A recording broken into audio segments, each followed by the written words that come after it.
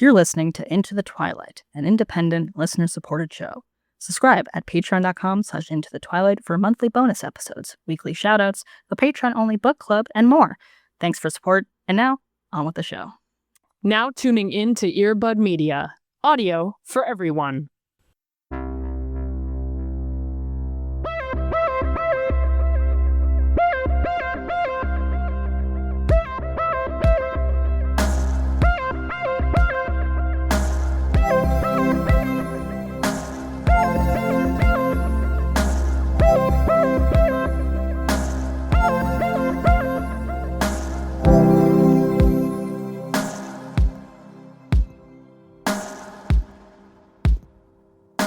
I keep forgetting that this is coming out the week of Halloween.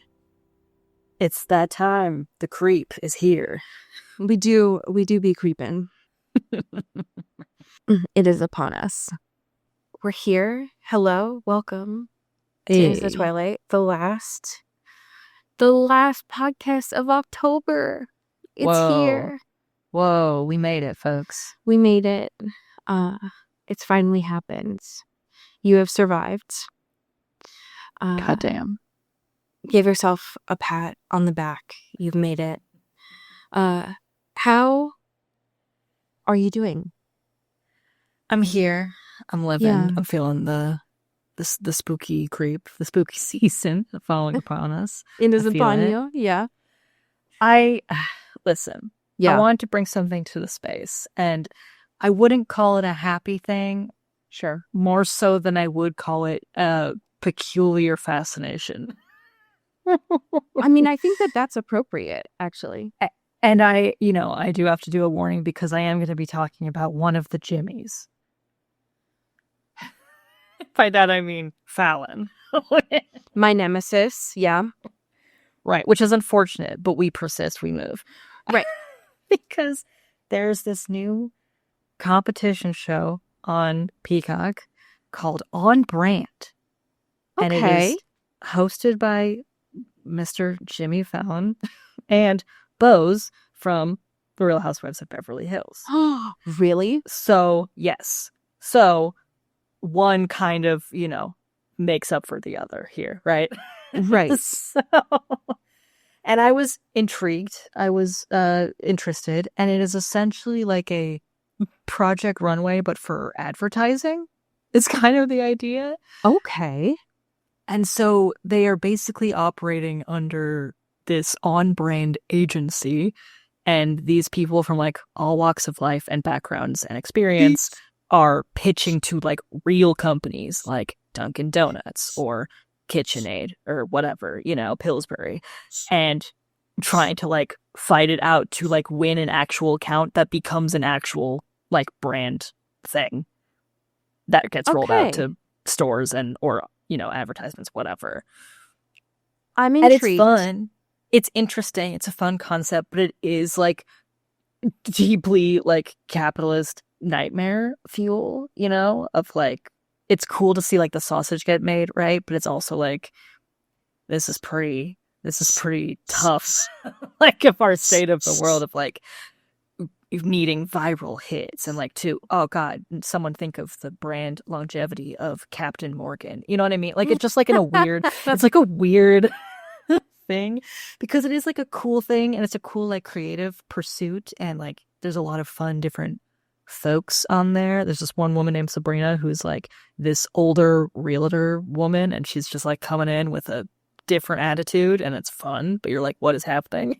A little bit. And also there's a lot of Jimmy Fallon, which is unfortunate. He's kind of in it a lot, which is hard. I would say that that's more pressing here because I don't know a lot of TV shows that aren't capitalist nightmares now. But the Jimmy part, sure. I would say, is a little bit more pressing. Yeah, it's tough. Especially like the first episode, like, and I think it happens for the first few where there's, I swear to God, like a 2-minute intro of James Jimmy Fallon just like staring agog at the advertisements in Times Square and being like, wow, advertisements are awesome. It's like, it feels like you're in an alternate reality. Like, it's so bizarre. That's thankfully goes away after a couple episodes, but it is nuts to see happen. But it's fun, and it's like a cool idea, and like and it's fun to like gamify and make like a competition show based on something that is like already a reality that we are suffering through anyway. At Yeah. least let me have a little fun watching it happen, question mark. I don't know. But it's a fun time, and Bose really is kind of the saving grace here because she has genuine experience and knowledge Thank that God. is relevant and is helpful, Finally, someone qualified to help him. Yeah. Jimmy does feel like the kind of person, because as far as I know, he's lived in New York for almost 20 years now, at Sure. least. He Yeah. still feels like someone who would stand agog in Times Square. Right. Just completely mystified. It's like, brother, you see this every day of your life. Like, come on. You Come are on, man. staring amazed at what is essentially a catalog. Really? Right. Yeah. It's Okay. like, advertisements. That's like, okay, we're cooked. It's over. It's fucking over. Oh, dear. All right. Anyway, Yeah, Jimmy. but it is fun. There's some fun, wacky ideas. There's people are just throwing spaghetti at the wall, and that's fun. And sometimes you strike gold and like do something cool, and I think that's fun.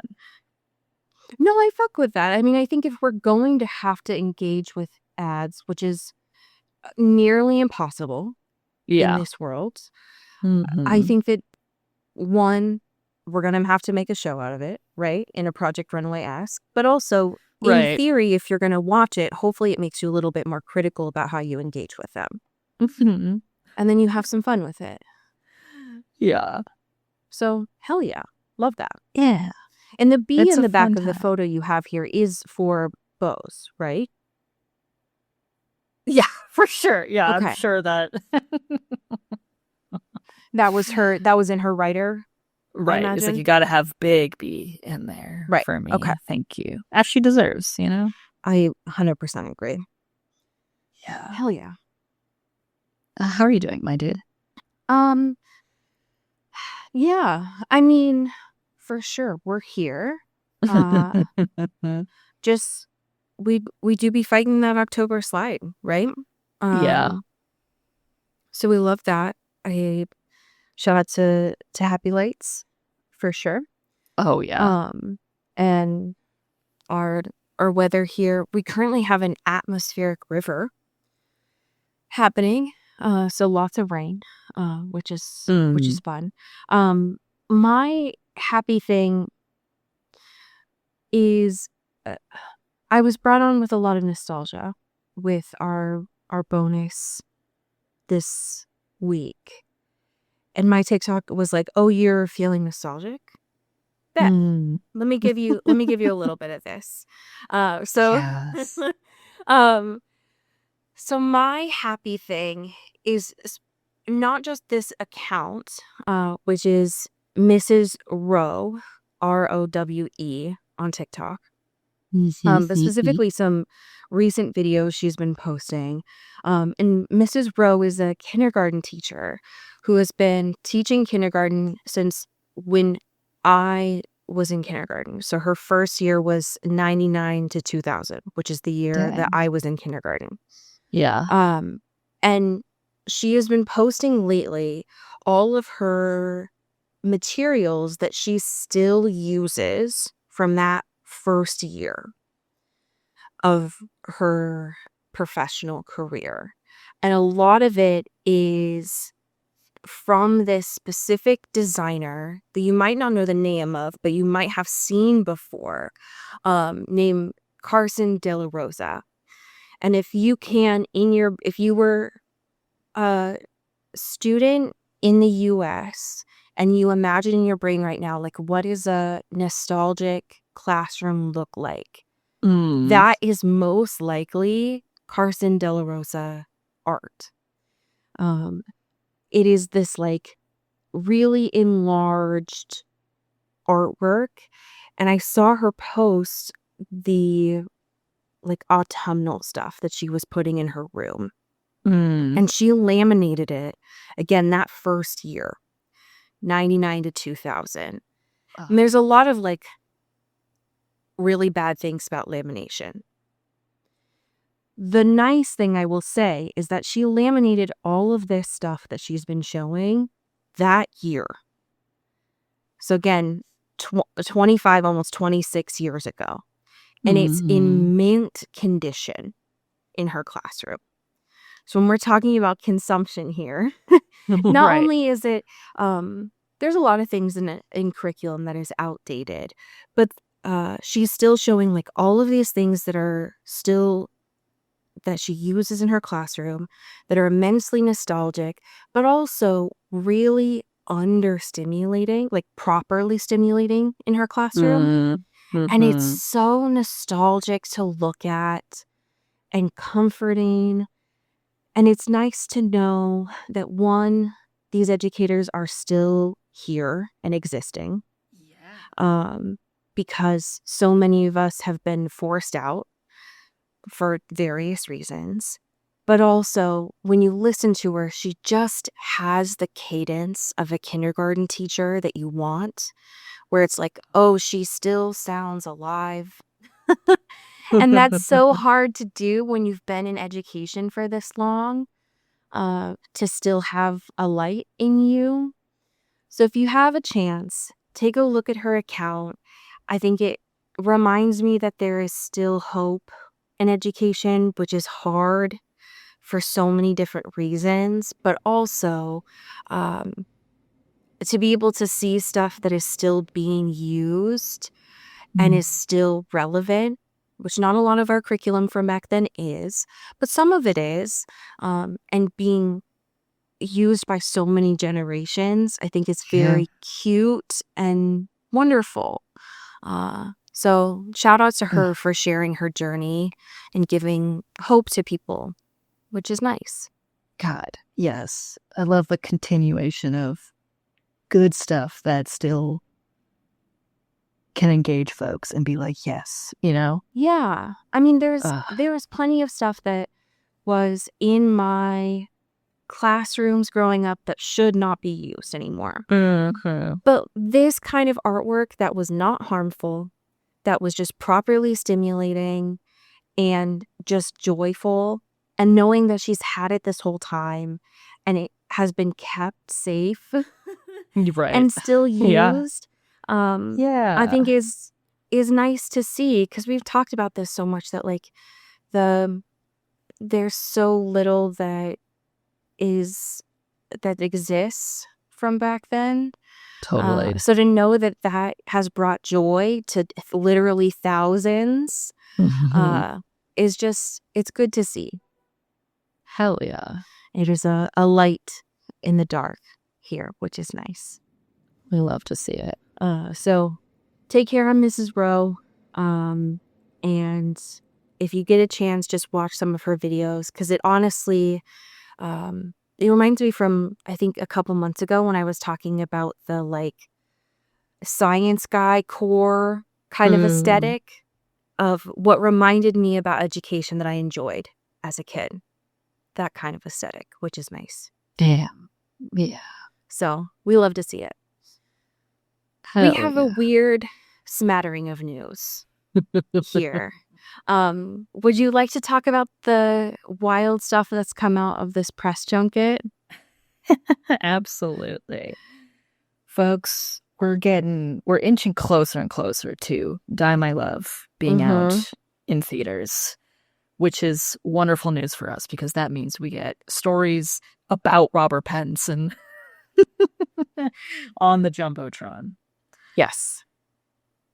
And that's wonderful, because we've been getting a little more snippets and interviews of them together and also them separately, of them talking about the movie, the work, yada yada.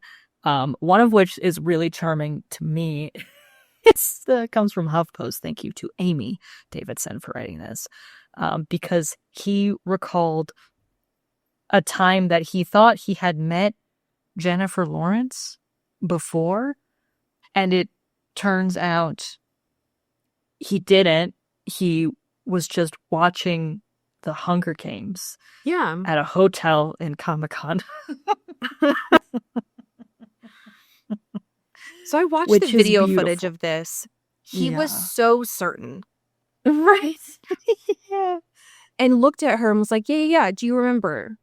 There's no recollection in her face. Right. Yeah.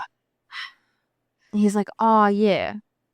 No, I just watched you on Scream. Oh, And my to bad. his My bad. logic, we've all met Jennifer Lawrence. Right. To that logic, we've met Robert Pattinson. Yeah, by his logic, I've met Robert thousands of times, actually. Right. He's my close personal friend. That's my kin, actually. That's my family. Yeah. It's so good. Like, listen, I know he's got a lot going on, and memories are probably they're fleeting in many ways,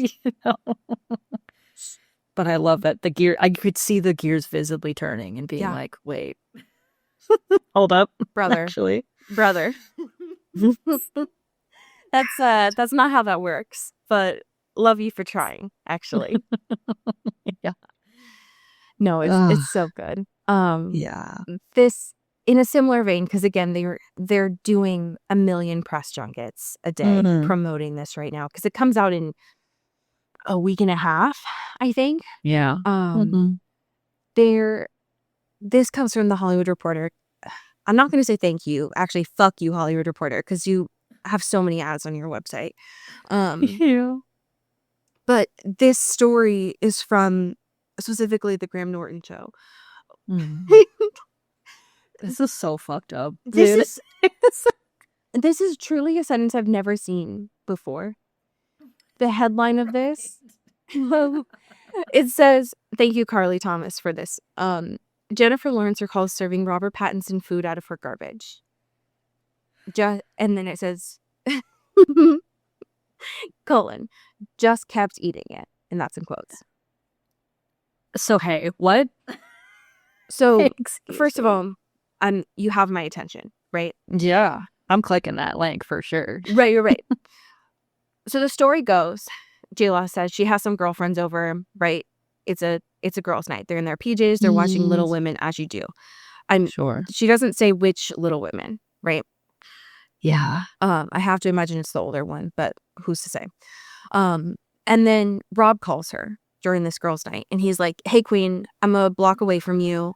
I just finished who knows fucking what, a DoorDash order. Who's to say?" He's like, "I have some hot goss that I can't say over the phone because my phone's tapped. I'm coming over. I need to queen out today." Right. And then he's like, "Oh shit, you're watching Little Women? Say less. I'll be right there." Again, this is not in the headline, but this is a girls' night. They're all in their PJs. Who has a girls' night without snacks, charcuterie? Who's to say? Sure. Right? Yeah. So he comes in, they do hugs, they do greeting, and because he's Rob, he's like, "Do you have any food? I'm famished."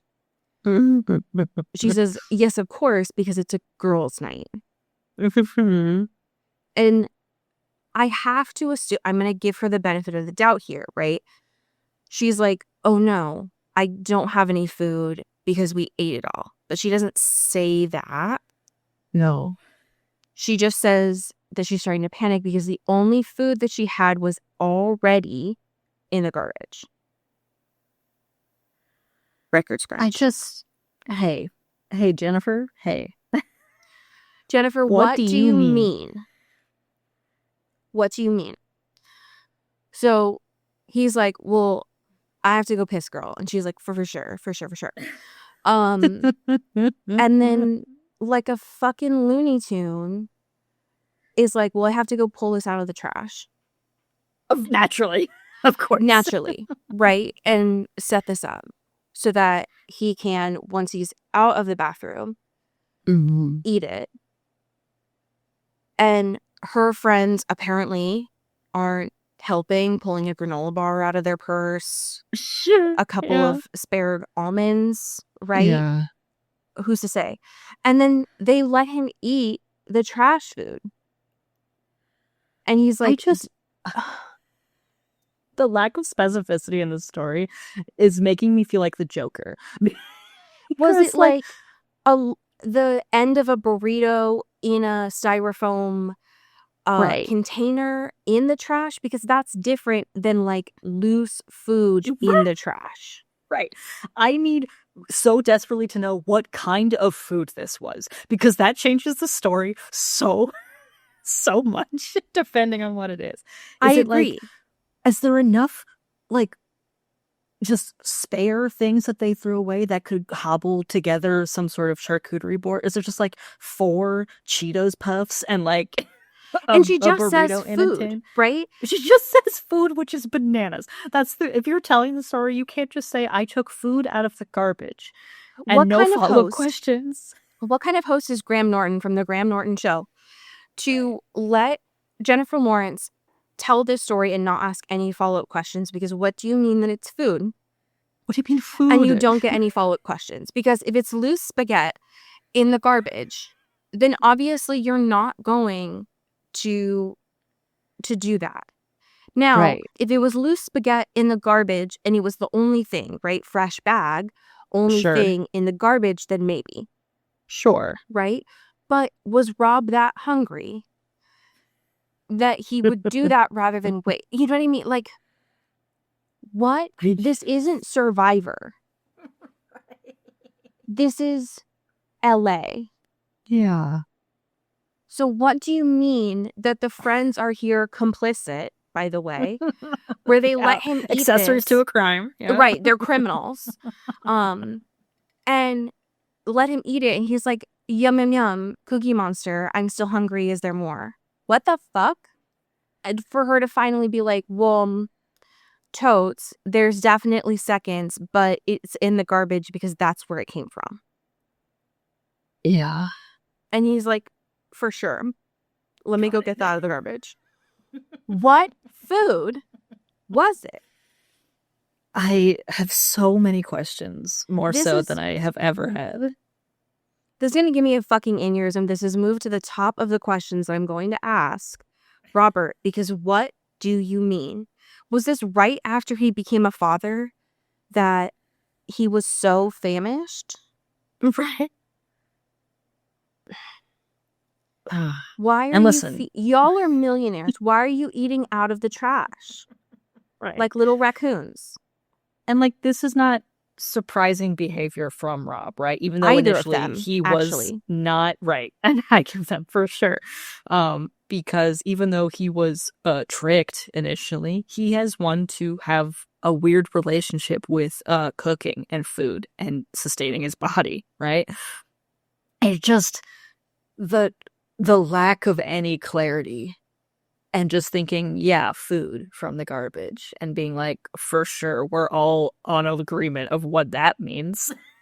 And like, it doesn't change the story incredibly so, given all of the factors here, is bananas.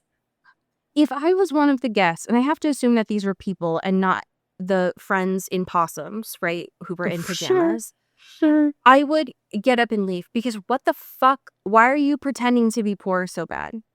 Yeah. I don't understand. Why are y'all eating garbage food? Yeah. We Like don't have to be literal doing from the this. garbage food. Yeah. I don't. What is happening? I'm confused, and you're stressing me out. Yeah. Good God. Speaking of sentences I've never heard before, could you, because I didn't know, you had to share this with me. Can you tell me this other movie news? We do have a bit of a Dakota Johnson movie corner here. Mm-hmm. I think we might have talked about this back in the day when it was like kind of in talks, because this is Dakota Johnson is doing her debut feature film that she is directing, called A Tree is Blue, and which we still don't know like a lot of information about. All that we know really is that it is written by Vanessa Berghart, who was in Cha Cha Real Smooth with Dakota, so that's cool. But now we have a little bit of in talks casting potentially news, and that includes Miss Charli XCX and Jessica Alba. Hello? Okay. Excuse? Do you remember when this was a seed and now that this has taken root?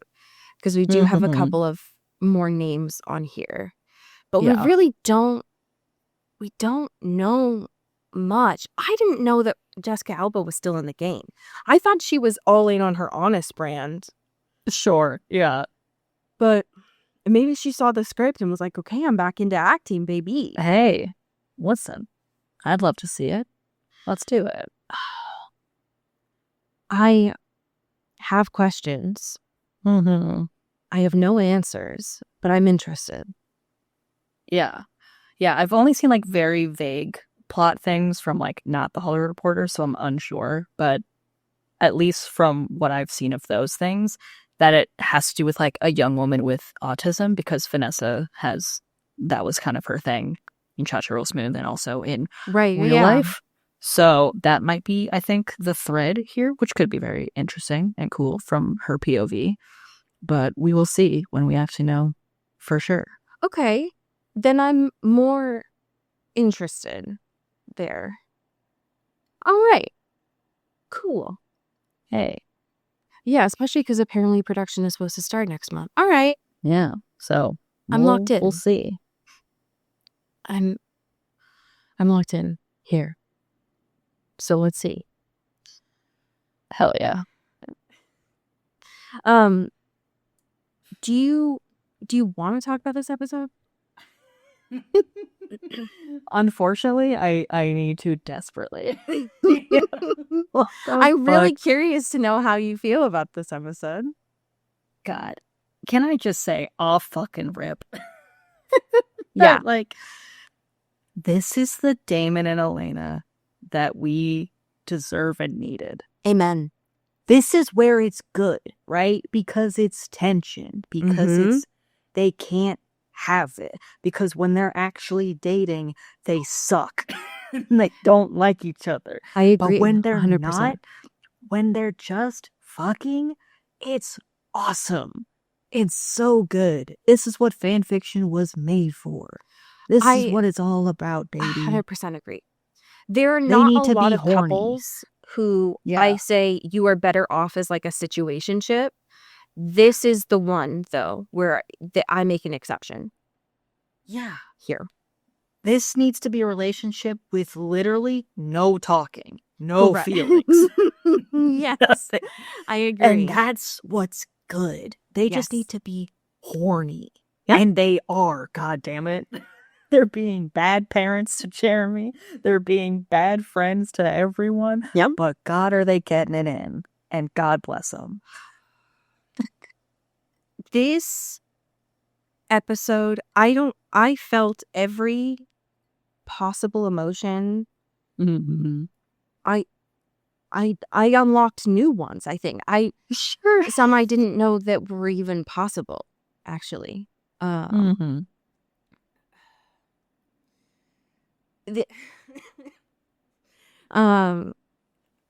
think that I kept swinging from hell yes about Damon and Elena, because again, we're finally in a place where I enjoy them here. Yeah.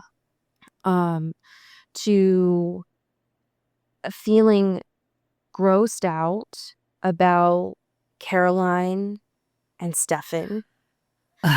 It's a plague. It's a plague on this television show. Because I feel like I'm being forced into something that I don't want and I didn't ask for. To being really upset that Bonnie is continuing to get the short end of the stick here. And then also, like, not satisfied isn't the right word, but like finally getting the aha moment of understanding where the rest of the season is finally going to go. Right. Because I've been wondering, like, what the fuck? And they finally did it. They finally explained a little bit of it. So I guess satisfied, but not there. So it was just like everything. It was just, yes, we're back to, oh God, you know what I mean? Just everything here. The biggest takeaway for me, because I've been under the impression this whole season, is that because of Catherine, that Jeremy was expelled from school. And then we kept seeing him at Whitmore. So I was like, oh, okay. homeboy's like, maybe he's on an independent study. Maybe Sure. he started to enroll at Whitmore. Maybe he was like, fuck college. Maybe I'm going to get my GED or something. Sure. So what do you mean that we're at a parent-teacher conference and he's actually been in high school this whole time? And Damon being his emergency contact because Elena's at school is hilarious. Because he puts on like dad mode in this, which is great. Just being like, I'm showing up for my boy. I'm paying these PTA fees. Like, that line killed me. that's so This and like motherfucker. God, all of the empathy in the world for Jeremy, right? Because he's in a fucked position. Yes. Every moment of his life, right? And I'm glad he like at least had the clarity a bit to just like let it out and being like, hey guys, you can be mad at me for missing school or whatever, but also how the fuck am I supposed to go to school when this is my life? Right. I can't just like put in get like a permission slip to be out for a couple days because there's a doppelganger on a loose, right? Because they don't know what's going on here, guys. I'm kind of in a fucked situation. It's a little bit different in college, right? He's right. I'm in he should say high school. He should say it because this has been a tangible reality. Same with Matt, right? And Matt has like his own different thing, but like both mostly by nature of Jeremy being like in this in a very direct way, but being like, hey guys, this is kind of tough to deal with, and I kind of don't have anyone to deal with this. Yeah. Except for me, and that kind of sucks, and I'm in a fucked position. So can I have a little grace, please, about not having my algebra homework? Elena, and listen, she's got a lot going on. I get it, girl.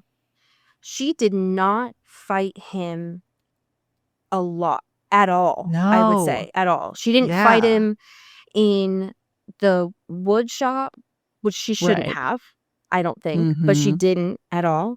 And I expected her to. And she certainly didn't put up a fight when he said, I'm going to go fuck off to boys' home at Tyler's, where we're going to have an all boys chill zone here and, have a LAN party every night. And I certainly thought she was going to at least pretend to put up a fight with that, seeing as it's been in the show anyways months since she got him back.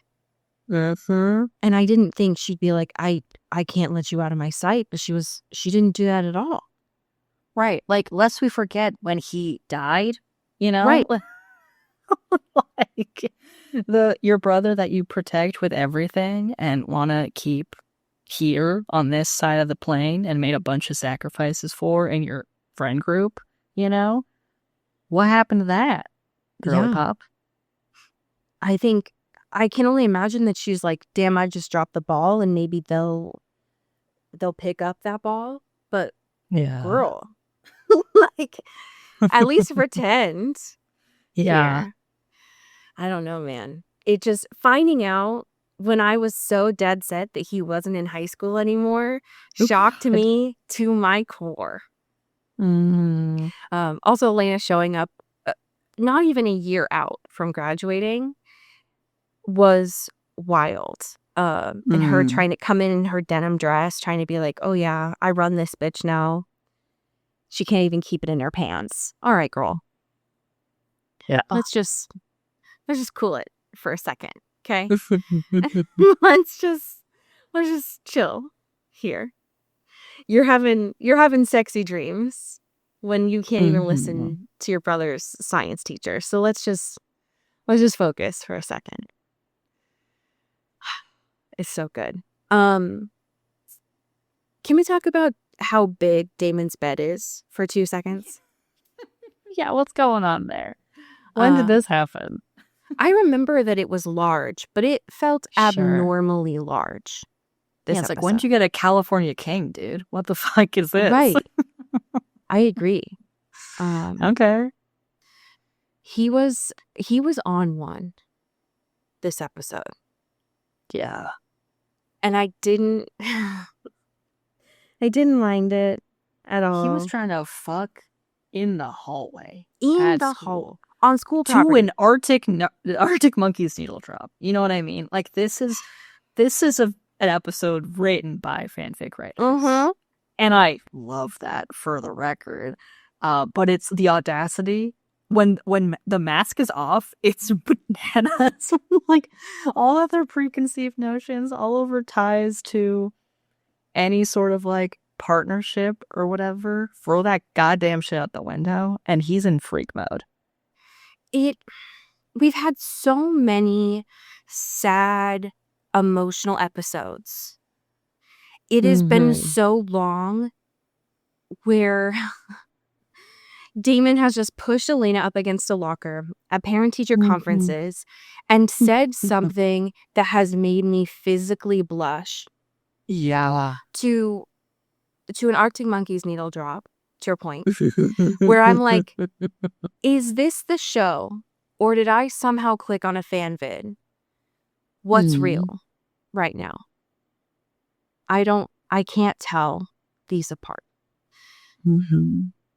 But I'm in it, and I did not realize how much I missed the setting of this high school as the backdrop. Right. God, I missed it. I didn't realize, but I'm in, and I'm paying attention a lot here. So yeah, he fully was like not listening to Elena for a lot of this. Not in a bad way, because sometimes he'll do that where he's just not listening. I was not expecting the switch up at the end where he did listen to her. Yeah. And the forehead kiss did fuck me up a lot. For sure. Because I don't like that. Don't actually.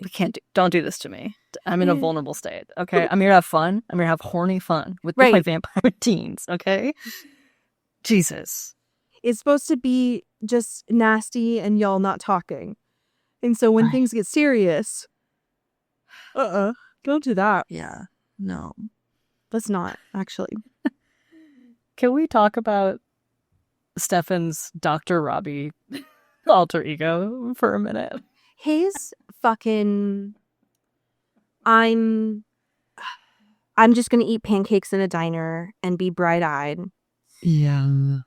Really, Paul Wesley is on some fuck shit, actually. For sure. I want to know more about that dude. Yes, like he seems like he has a rich interior life, you know what I mean? Tom, like, what's his vibe? Tom Avery felt like a full-fleshed character who I wanted to know more about. And here's the thing. I get why, and I enjoyed the dialogue in the diner with Caroline and Tom. Sure. And this motherfucker Sure. just having to eat pancakes because they looked good. Yeah. Because these two are friends, and Stefan helps Caroline when she became a vampire, right? They're queens. They're good when they're queens. It's just, it should stay that part and not, and it is weird. It would be really painful for someone who has that kind of friendship to have to kill someone who has your face, right? Like, that's really fucked.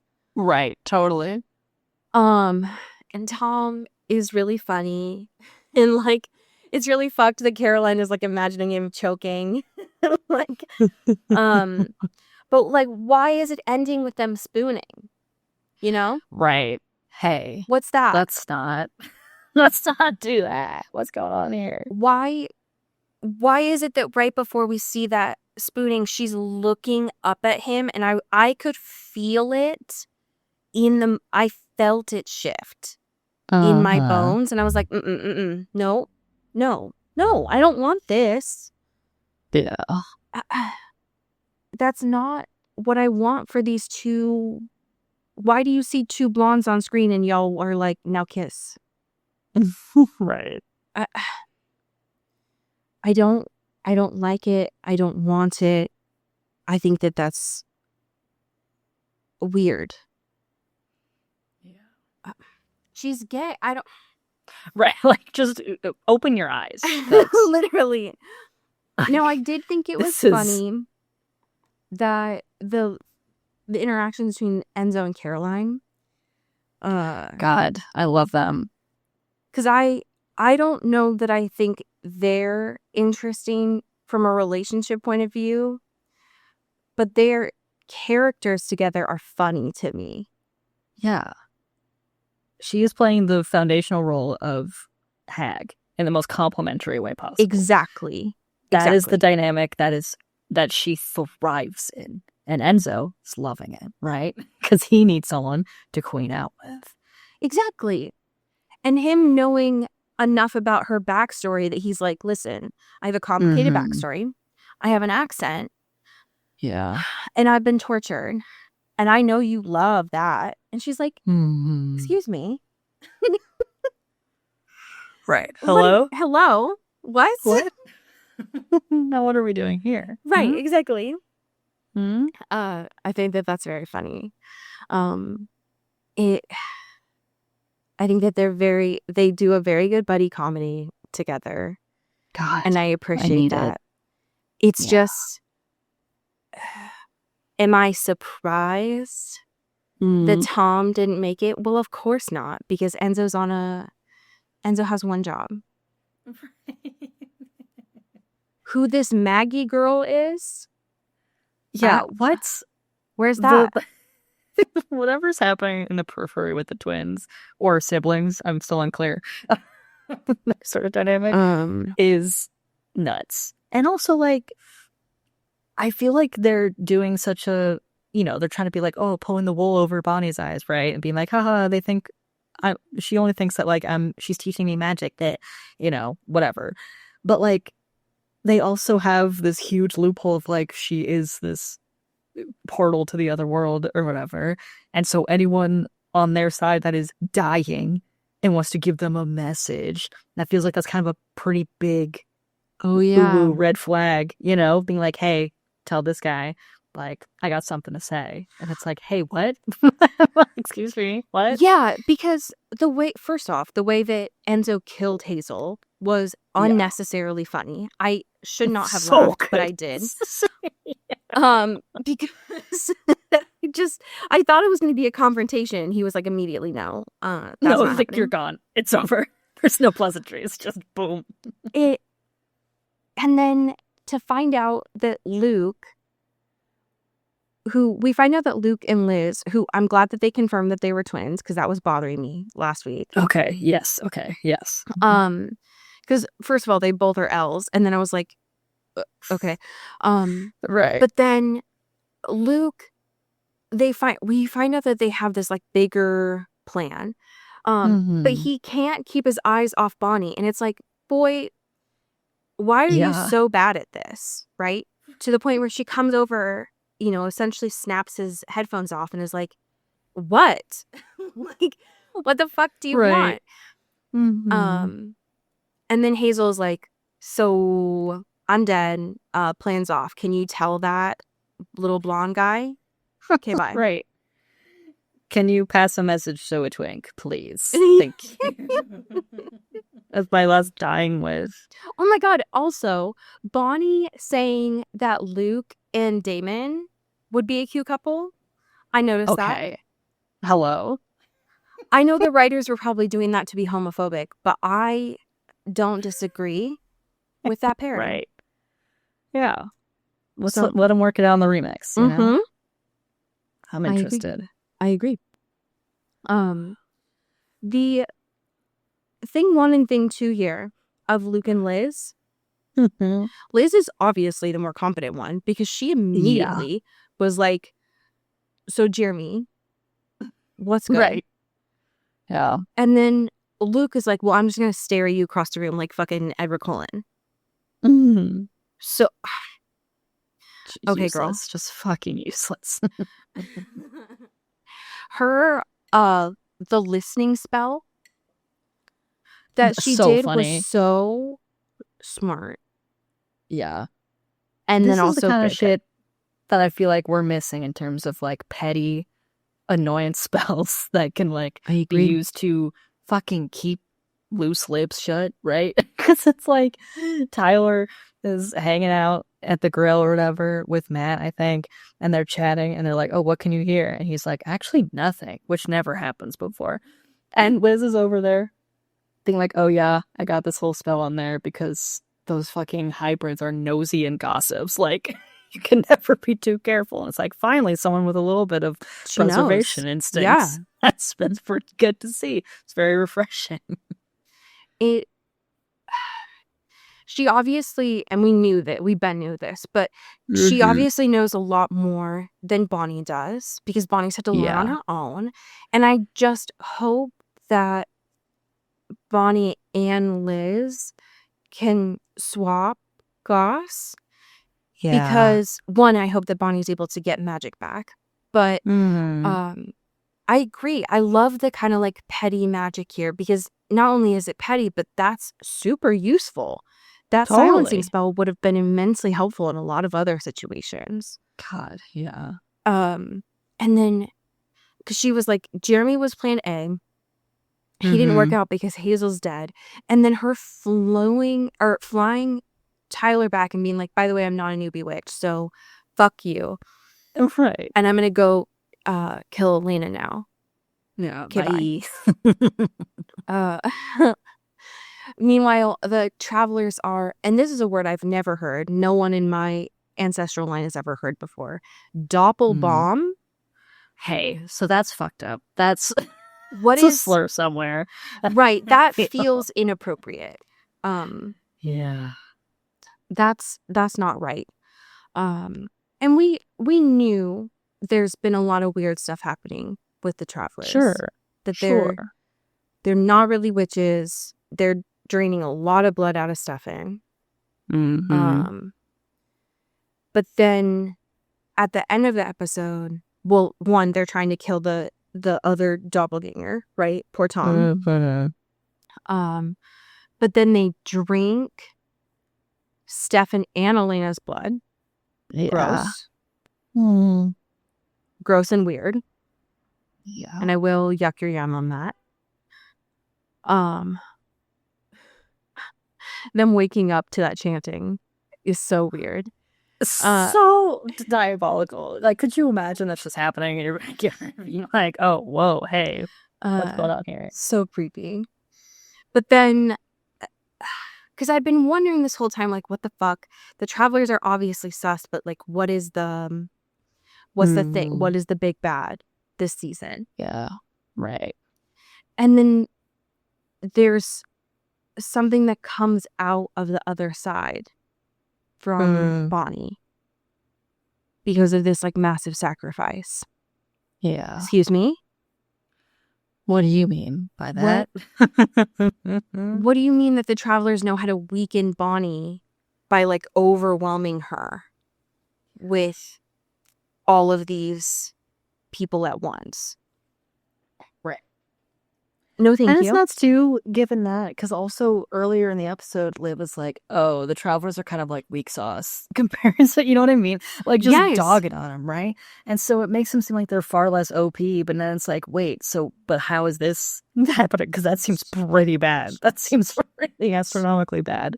If that's something they can just do if they put their brains together, like what?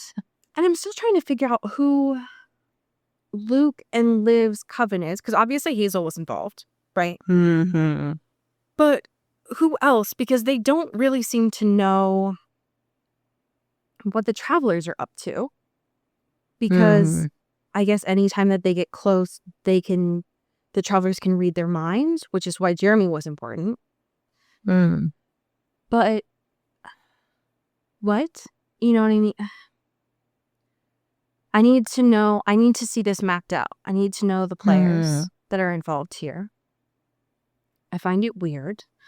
Because they don't seem to want to get involved, but they're also having to get involved based on what Jeremy does at the end of being like, listen, we gotta work together here with Plan C. Yeah. And also you keep Matt and Tyler. You be nice to them because those are my boys. Yeah.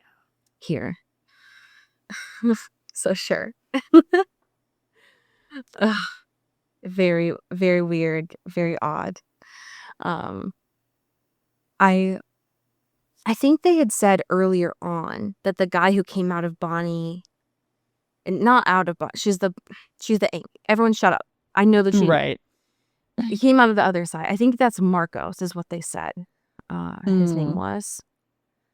But I don't know why he's bad.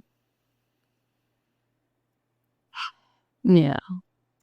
So sure, I believe y'all, because I don't really trust the travelers here. Anyone who drinks doppelganger blood and then sets themselves on fire, I'm going to be pretty suspect of there. And also, why are we hurting Bonnie? Enough. It's too much. I don't like it. I don't like that they're making her feel suspect of Jeremy again. When Jeremy's not doing anything this time. He's not having an affair with a ghost, which Damon brought up this episode, which I thought was that line is so good. I just like fucking whack him like while he's down so bad. Like just he did do it, and he was wrong for that. But this time he's not doing anything sus. He's just trying to.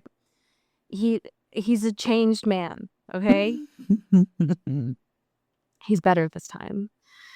It's just weird to think that so next week is 18. I didn't look to see if this is a 22 or a 23 episode season.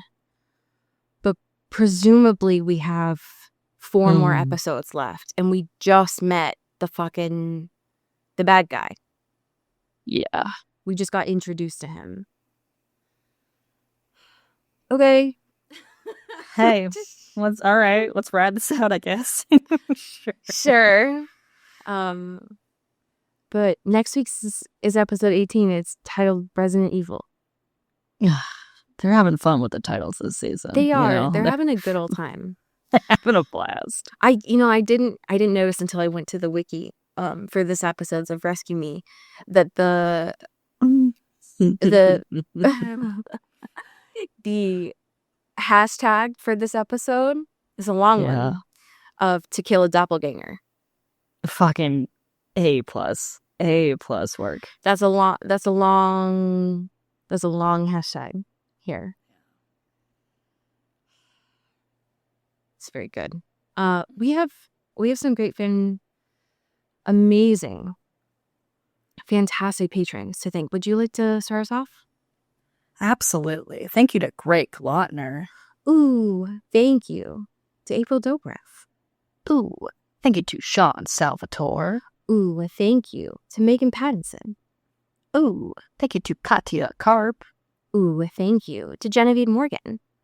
Ow, thank you to Danielle Burke. Ooh, thank you to Janae Bennett. Ooh, thank you to Dan Zeklos. Ooh, thank you to Emily O'Zara. Ow.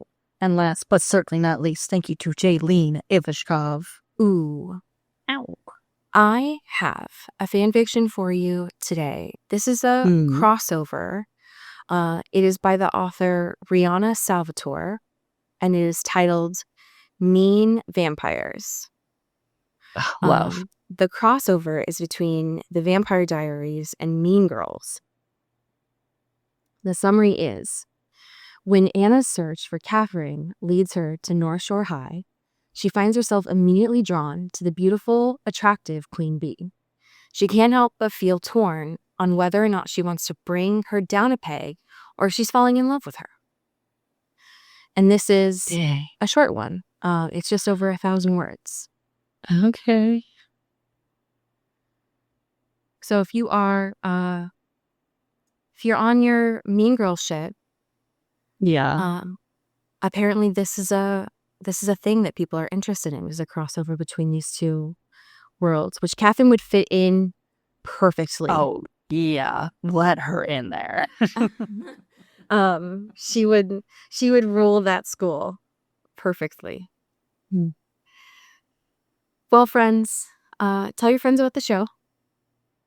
Tell your family about the show. If you have Halloween costumes of your pets from this week, please send them over. Yeah. We will welcome them. Please do not send over costume photos of your children. But if you have photos of yourself in costumes, please send them over. God, always. Always. We welcome them. They do not have to be vampire related. We just always enjoy a good costume photo. Take care of yourselves. Be safe because it's on a Friday. Good Lord. Yeah. And as we say here in the Pacific Northwest, Get bit. ooh. Ow. You've been listening to Into the Twilight, an independent production by Earbud Media. You can support the show by subscribing to our Patreon at patreon.com/intothetwilight or rate and review us on your favorite podcast app. You can send us a backstory or a fanfiction at intothetwilightshow@gmail.com. Our music is by Eli Krause, and our art is by Maddie Padilla. You can find me on Twitter at Cody Corral and Allie at Many Are the Stars. Thanks for listening.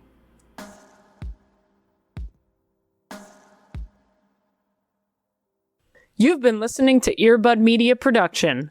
Earbud Media, audio for everyone.